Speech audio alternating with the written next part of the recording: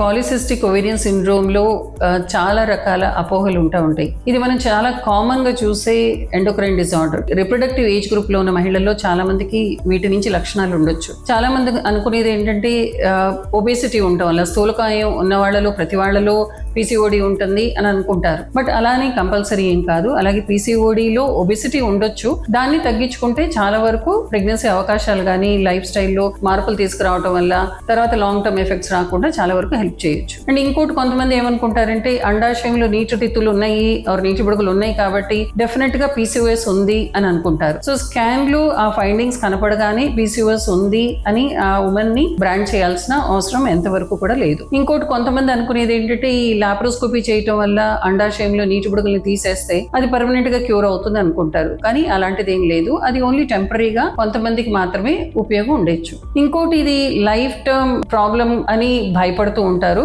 కానీ మనం life style changes తీసుకురావడం వల్ల చాలా వరకు ఈ సివియారిటీని తగ్గించుకోవడానికి ఉపయోగం ఉంటుంది. ఇంకోటి, కొంతమంది ఏమనుకుంటారంటే పిల్లలు పుట్టగానే నా పీసీఓఎస్ అనేది మాయమైపోతుంది అని అనుకుంటారు. సో అట్లా ఏమి ఉండదు. ఇది లైఫ్ లాంగ్ డిజీజే. కానీ మనం దాన్ని జాగ్రత్తగా మనందరికి మనమే సిమ్టమ్స్ని తగ్గించుకుని మెయింటైన్ చేసుకునే అవకాశాలు ఉంటాయి.